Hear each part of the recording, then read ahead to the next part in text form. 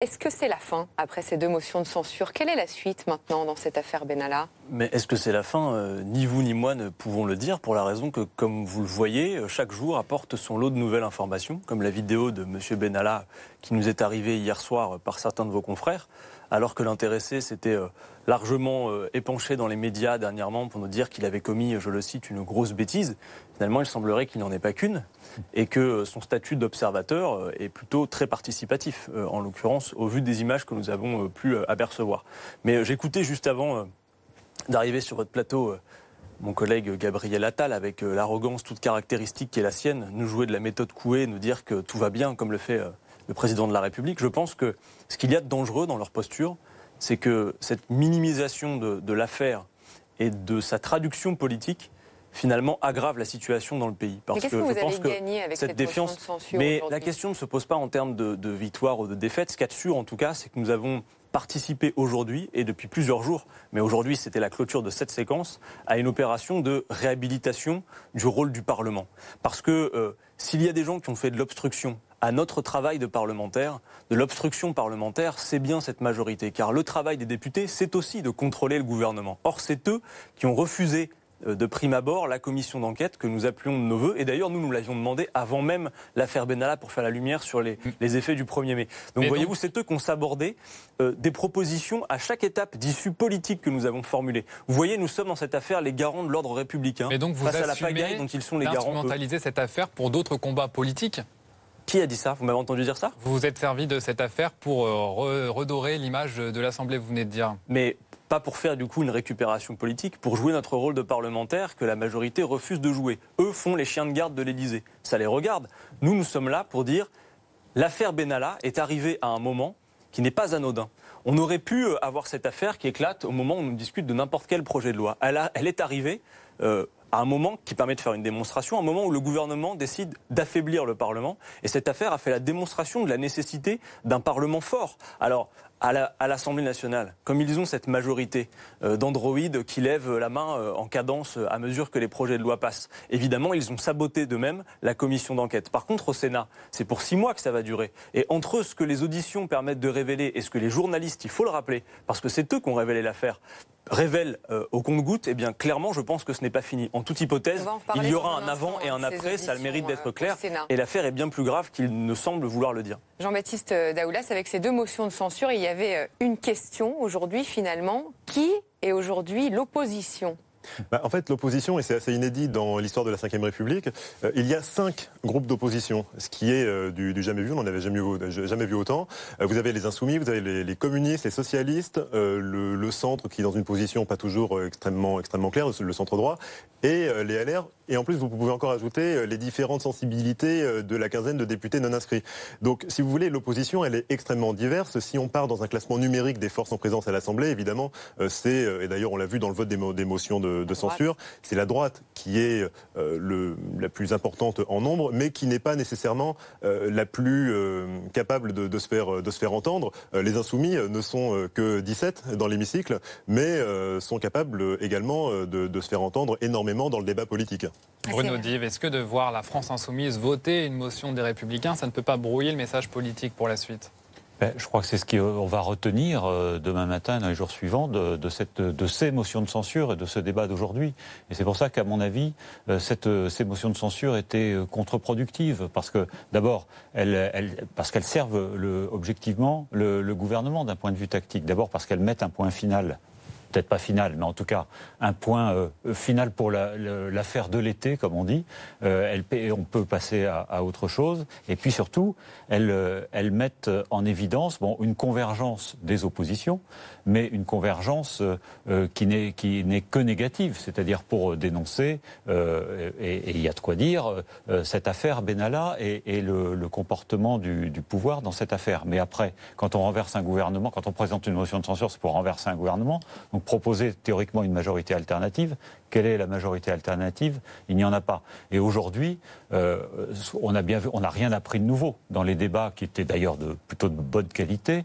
On n'a rien appris de nouveau sur cette affaire. En revanche, on a appris que pour la première fois, il y a des députés insoumis ou communistes qui pouvaient voter avec des députés LR et Front National une motion de censure pour renverser le gouvernement. Je peux me permettre de rebondir sur ce que vous dites. Je pense que l'enseignement politique qui plutôt va rester demain.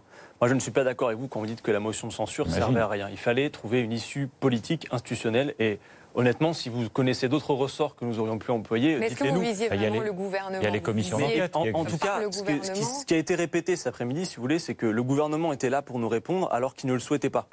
Et la motion de censure avait cet effet de le contraindre à être là. Ils n'étaient pas là de gaieté de cœur. Ils étaient là parce que c'était leur rôle en tant que responsable. Mais de quelle réponse vous attendiez de la part du gouvernement alors que vous visez quand même assez explicitement plutôt l'Élysée, le chef de l'État? Déjà supporter que le fait qu'il soit présent et nous réponde était déjà en soi une victoire. Parce qu'il faut se rappeler qu'au moment où l'affaire éclate, nous demandons la présence du Premier ministre dans l'hémicycle, ce qui est normalement son rôle, ça se passe partout comme ça dans les démocraties. Le secrétaire d'État chargé des relations avec le Parlement préfère les couloirs et la buvette de l'Assemblée plutôt que l'hémicycle. Bon, en l'occurrence, il y a une chose plutôt qui s'éclaircit aujourd'hui. Souvenez-vous de la dernière fois que les oppositions, la majorité, ont dû se prononcer lors du vote de confiance. Ça n'était pas très clair. Il y a d'ailleurs des groupes, je pense par exemple à nos collègues socialistes, certains avaient voté pour la confiance au gouvernement, d'autres avaient voté contre, et d'autres s'étaient abstenus ne sachant pas que faire. Aujourd'hui, ce qui ressort surtout de cette séquence politique, c'est qu'il y a une majorité, elle n'a pas bougé, mais il y a une opposition beaucoup plus claire et beaucoup plus franche contre elle. Et ça, c'est un enseignement politique qu'il faut tirer. Une opposition plus claire, plus franche, comme le dit Adrien Quatennens. J'ai un tout petit désaccord par rapport à ce que disait Bruno Di tout à l'heure. Je trouve qu'il y a une forme de facilité à parler de convergence des oppositions. Le fait est que la majorité de La République En Marche, et c'est assez inédit, a une opposition de gauche, une opposition de droite. Effectivement, si on leur pose une question simple qui est est-ce qu'il faut faire tomber le gouvernement, c'est une question qui est presque dépolitisée en soi. On ne va pas parler de politique économique du gouvernement ou de politique sécuritaire ou sociale du gouvernement. C'est juste faire tomber le gouvernement. Ben oui, là effectivement, que ce soit du Rassemblement national, que ce soit chez les Républicains, que ce soit chez les Insoumis, cette question, la réponse est oui. On peut difficilement leur en faire le procès. Mais qu'est-ce qu'on va retenir de ces alliances dans Il n'y a pas d'alliance. C'est pas une alliance. D'ailleurs, ce qui est intéressant... Il y a une alliance pour... Si vous regardez vraiment... Justement, est-ce que ça va durer? C'est ça la question. Si vous regardez vraiment le texte qui a été déposé par les trois groupes de gauche, qui a été d'ailleurs coécrit dans des conditions presque un peu rocambolesques, assez artisanales, il y a très peu de contenu politique. C'est une dénonciation de la politique du gouvernement, de la gestion de l'affaire Benalla. C'est une dénonciation de cette gestion de crise, une perte de confiance dans l'exécutif sur l'affaire Benalla. Il n'y a pas de contenu politique, il n'y a pas de contenu économique, il n'y a pas de contenu social. Ce n'est pas un appel à un début de programme commun. Valérie Rabault, d'ailleurs, la présidente du groupe socialiste à l'Assemblée, le dit, c'est un one-shot. On peut difficilement faire plus clair. Il y a une avancée en tout cas, c'est que le PS sort d'un congrès où ils ont voté une ligne qui n'était ni Macron ni Mélenchon.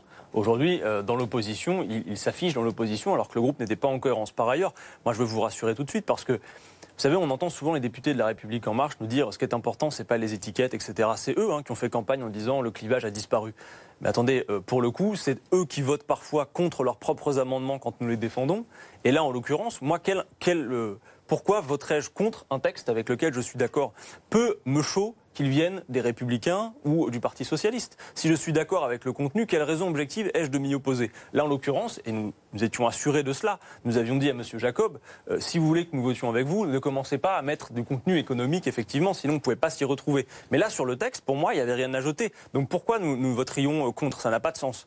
Par contre, clairement, les propositions, pour le coup, les contre-propositions économiques, on les fait à longueur d'année à l'Assemblée nationale. Et je pense d'ailleurs que la rupture entre la grande masse du peuple et Emmanuel Macron, on l'a vu dans les sondages d'opinion, elle était déjà consommée, en tout cas elle commençait à se commencer avant l'affaire Benalla. Quelles sont les prochaines étapes pour vous maintenant? Mais l'affaire Benalla vient faire une démonstration qu'en plus d'une politique injuste et inefficace, Emmanuel Macron a un exercice du pouvoir tout particulier qui exacerbe l'idée de monarchie présidentielle. Et qu'est-ce que vous comptez faire maintenant? Eh bien maintenant, il va y avoir la rentrée parlementaire au mois de septembre. Nous allons effectivement jouer notre rôle comme ça a toujours été le cas, car jamais elle n'a été un objectif pour nous de faire de l'obstruction parlementaire. Nous l'avons subi, cette obstruction. Et puis, nous verrons bien. À parler de la commission d'enquête au Sénat va se poursuivre. Donc évidemment que cette affaire va continuer. Et puis il y a aussi une enquête judiciaire. On entend M. Benalla nous dire des choses. Mais vous, en tant que député, politiquement, la France Insoumise. Mais nous allons continuer à porter cette idée qu'aujourd'hui, notamment au niveau des commissions d'enquête, les principaux protagonistes doivent pouvoir être entendus. Plutôt que de parler sur les plateaux de télévision ou dans les colonnes des journaux, M. Benalla serait effectivement, je le pense, bien aspiré d'aller se prononcer sous serment dans le cadre d'une commission d'enquête. Et puis comme M. Macron dit qu'il est le seul responsable, lui aussi pourrait choisir d'aller devant la commission d'enquête.